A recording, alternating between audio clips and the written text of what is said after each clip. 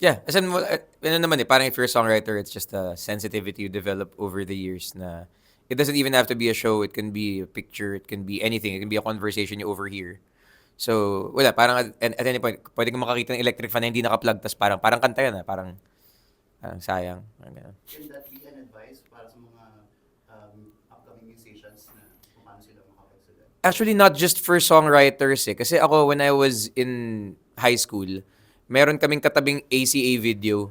So, magre-rent ako ng one movie per day, tapos papanoorin ko, tapos gagawa ko ng, parang di ba reaction paper, pero I'll talk to my kuya about the movie. So, nag-develop ako ng skills na eventually I would use for school. Pero it was outside school, technically, kasi hindi naman require na gumawa ng mga ganung mga bagay Pero, nakasupplement yun sa education ko. So, similarly, as a songwriter, nakakatulong yun. Kasi pag may nakikita kang narrative na ga-unfold, ang daling gumawa ng kanta bigla So, works. And ganoon din naman sila. Like, yung dynamics niya sa band, kahit dati pa, ganun na rin. Yeah, I think so. Parang kasi we're all songwriters also, and I think parang yung sensitivity niyo, you just develop it and it just comes out. So, yeah. Ayun. And karamihan ng comments na nabasa namin, yung iba naka-move on na, yung iba okay na sila, tapos biglang naglabas kayo ng lalo na naman na-miss na naman daw nila yung pinag-feel. What can you say dun sa mga netizen na yung iba sobrang thankful sila sa inyo, yung iba naman nalulungkot na naman sila, naalala na naman nila yung mga, nakaka-relate na naman sila dun sa story. Well, parang ano rin naman I guess part din kasi ng purpose ng art is for you to feel things And I guess it just goes to show na successful yung show dahil ang daming tao na nakaramdam ng mga bagay tapos successful din yung song kasi kung meron kaming tinatamaan na emosyon, edi effective din pala yung song. So, I guess, thank you sa mga comments na ganun. Kasi yun naman yung purpose Parang yung idea is it's either to flush it out or to swim in it and wallow in it. Kasi parang it also makes you feel alive when you feel things So, it's nice to feel that weight. Yeah. And it opened up a conversation kasi ang dami nagpo-post na talking about yung pipiliin nila, babalikan nila, and then nagpo-post sila ng mga kwento nila. Yeah. And yun yung nakakatawa dun sa effect ng music, ng song na ginawa niya. Yeah, kasi ano rin naman parang end of the day, it's still about a very relatable subject. Henceforth, the song is relatable. So parang kung may napapanood ka tapos may naalala ka, tapos may naririnig ka kanta tapos may naalala ka, parang I guess it serves its purpose very well. So, yeah. And also, yung music video, like you went all out, pumunta kayo ng Seoul. Yeah. I saw the photos, yung mga back-to-back, like, ang galing. Yeah. How is it, kwento nyo naman, kasi hindi kami makapunta ng Seoul Like, kamusta yung experience doing the music video sa actual locations ng Queen of Tears? Well, kasi as a fan, ang sarap ng feeling kasi pagpasok ko pa lang dun sa restaurant. Actually, nung una kong punta sa restaurant, sarado siya, hindi ko naabutan. So, napicturean ko lang sa labas. So, sobrang na-crush ako. Yung feeling na parang, nako, hindi ko yata masushoot to kasi meron akong appointment. Kailangan kong i-shoot yung sunset location, which is 2 hours away from Seoul. Tapos, ang sunset sa Korea, 7 p.m. So, para ko mahuli yung shot na yun at makabalik sa restaurant na nagsasara ng 9 p.m., kailangan ko mag-time travel. 'Di ba? Kasi 2 hours papunta, so yung sunset mo 7. So, kailangan kong umabot sa restaurant ng 9. Sarado yun ng 9. So, yun, humingi na ako ng tulong at that point na may mga friends ako ng mga vloggers na Filipinos from Korea na tumulong na sa akin dun sa shoot. So, tinulungan nila ako dun sa commute papunta at pabalik dun sa province. Tapos, may isa akong friend na nagpunta sa restaurant, nag-order, para pwedeng hindi kami masaraduhan, di ba? Parang ganun. So, na parang, hinold lang yan, na parang, my friends arrive here at around 9:20, 9:10. Kasi yun talaga, 2 hours talaga Accurate yung mga ways nila So, as an eksakto, hindi nagsisinungaling Parang pag sinabing 2 hours talaga, 2 hours talaga So, ayun. So, it's nice na may ganun tayong community na nagtutulong din eventually. Yeah. Tsaka ano rin naman kasi while I was filming, yung mga friends ko na alam, fino-forward din nila sa akin yung content ng mga same vloggers na I ended up following and messaging and asking for help from. So parang it all made sense. So nag-collaborate na lang din kami ng mga vloggers and it all worked out. Maski sila, na-visit din nila yung sunset location, so may content din sila. So we all kind of, para kami nag-content day. And it's nice to collaborate with people na nakakamit mo lang kasi ang sarap ng feeling na And they're very helpful. yeah, they are. Kasi ang saya lang. Tsaka kasi end of the day they're also Filipinos na syempre namimiss din nila yung Pilipinas, 'di ba? Kasi andun sila So parang yung idea na magkakasama kami, parang uy, kabayan. Saya. And very effective yung nangyari kasi dun sa video. Mm. parang sabi ng fans, feeling nila, nandun na rin daw sila. Parang dinala niyo Yeah. sila dun eh. Para akong representative na lang ng mga fans na lumipad. Pero ganun talaga yung feeling. Tsaka pagdating mo talaga dun sa location, parang may magic talaga eh. Na parang alam mo na, dito nangyari yun, no? Tapos parang umupo agad ako, tapos sinandal ko yung bata ko, yung bato ko dun sa... Kabila siya. Oo, tapos parang, ito yung feeling na yun. Saya, sarap. Tsaka kasi yung scene kasi na yun, metaphor siya for the whole show. Eh, yung may wall sa pagitan nila. Naririnig mo naman yung sinasabi, pero kung nag-usap kayo, naging mas maayos sana yung relationship nyo eh. So, di ba? Parang it's a metaphor. Yeah, lalim naman. Di ba? It's the wall. The wall between Soju's. And, I mean, somehow, na-break natin yung wall na yun. Yeah. Metaphorically kasi people are talking about it. Yeah. They're talking about relationships, they're talking about yung mga bagay na babalikan nila. Yeah. May, ano, bukod sa tao, ano yung mga lagi nyo pipiliin, lagi nyo babalikan? So, food, kunwari. Lagi mong pipiliin food. Mga ganyan. Food. Food, siguro, and location na rin to. So, Japanese foods sa Japan, laging babalikan. Kaya buti na lang ang visa ay multiple. Congratulations. Ako food, pizza, kahit anong pizza. All pizza is good. Persian, like mga shawarma and mga pita bread. Hummus. Ako lagi ko binabalikan din talaga ang chicken, like fried chicken. Like parang I really like chicken, roasted chicken, any kind of chicken. Chicken is good. So, yeah, chicken is just... Actually, yung lagi ko binabalik-balikan, Rebecca's Chicken sa Davao eh. Yun yung parang best chicken in the world, in my opinion. So, if ever you're in Davao, you should try it, Rebecca's. It's 10 minutes away from the airport, so malapit lang naman. Kung sakaling wala ka ng time, dalilipad ka na, kumain ka na muna, 10 minutes lang yan. Yeah. Makes sense. Ano yung mga lagi nyong pipiliin?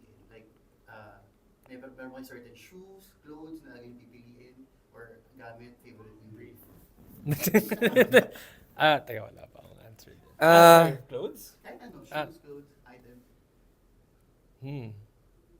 Kasi meron sa, di ba sa songs, may lyrics na laging pipiliin, lagi mong babalikan. Parang ganun.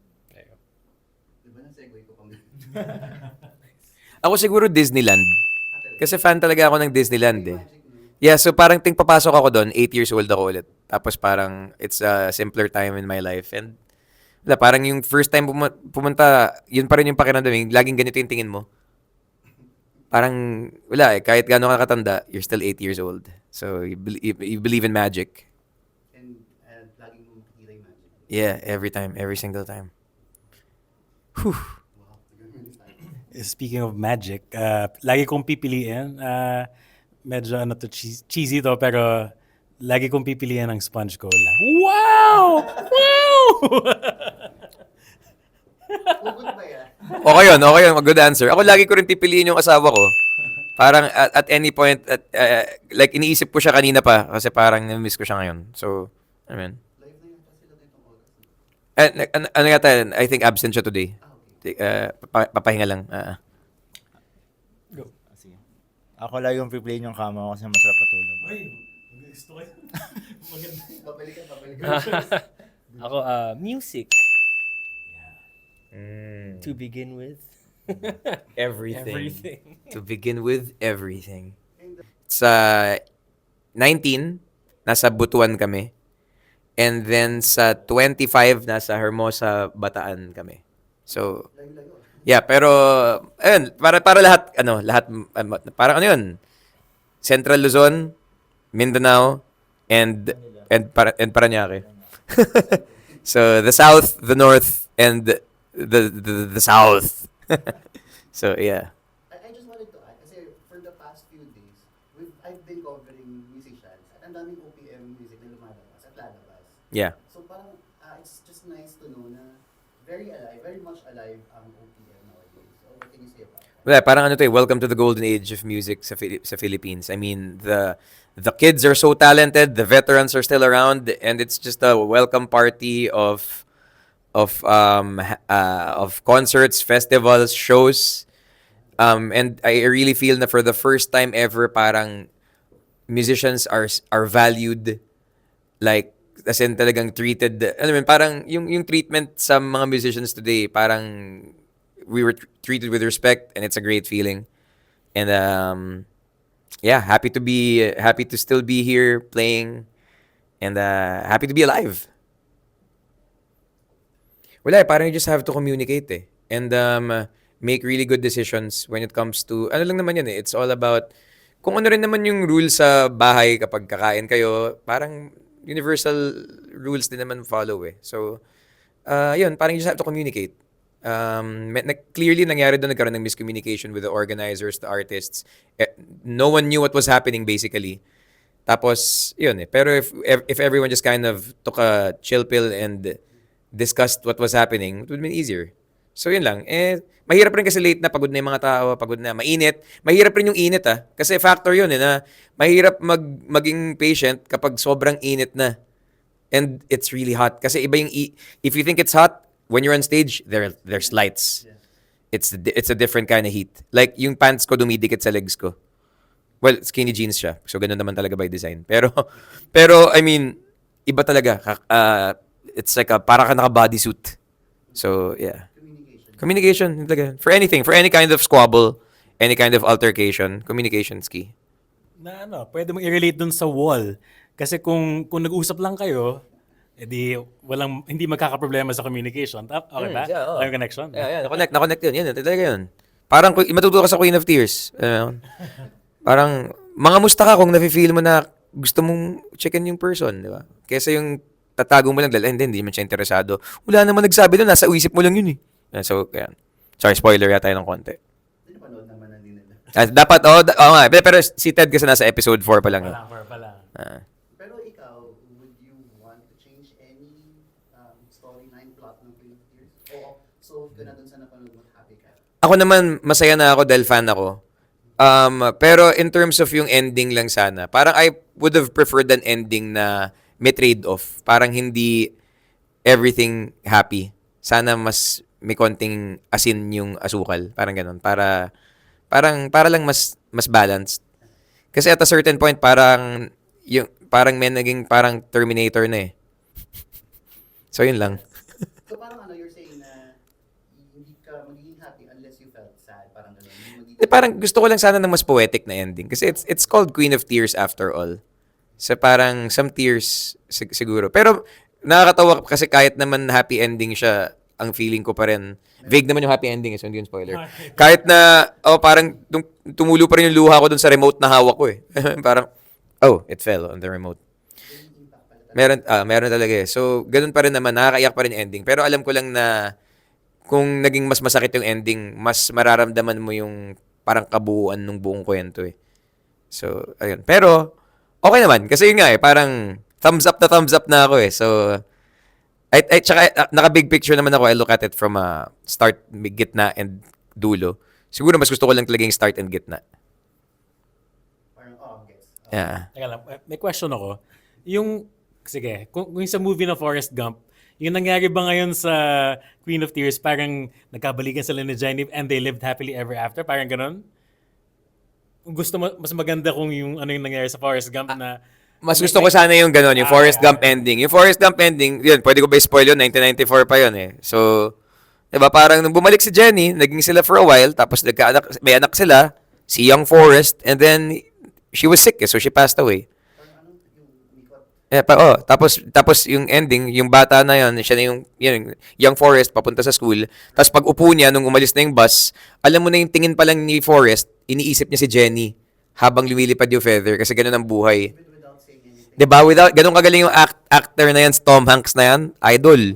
Mata lang ang kailangan niya gamitin, iniisip na niya si Jenny. Alam mo na, yung naririnig mo na yung boses niya na, Jenny. Papanoorin ko nga ulit mamaya. Maganda pa rin. It, yung appreciation ko pag binabalikan siya. Mataas yung rewatch factor ng Forrest Gump. Really nice. 1994. Parang, I was a kid, but... I was grade 4 nun. Ikaw wala ka pa. Negative 7. Negative 7. Alright. Ay, balikan lang natin yung 3 buwan. And again, congratulations. Thanks. Ang ganda ng reception. And hopefully, tuloy-tuloy pa siya. And invite naman yung mga kapatid natin to stream it, watch the music video, saan nila makikita, saan nila pwedeng i-download or Stream our new song, 3 Buwan. It's a love song based on Queen of Tears. Sa lahat ng mga streaming platform nandun. Yung music video, nasa YouTube, nasa Facebook page namin. Pwede kayo mag-subscribe sa channel namin sa YouTube, Sponge Cola Music. Pwede rin kayo mag-like ng Facebook page namin, tapos andun naman yung video. Tapos pwede nyo rin i-share, that would be great. Pagka panoorin nyo, makikita niyo yung mga location ng music nung series, pero at the same time kung di niyo naman napanood, para kayong nanood ng travel vlog ng lalaking nagdadrama sa Korea.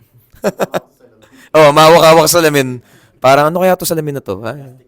Oh, tapos nakalagay plastic banana sa gilid. Tapos patayo-tayo sa overpass ng Itaewon. So, ayun. Travel vlog. Yan.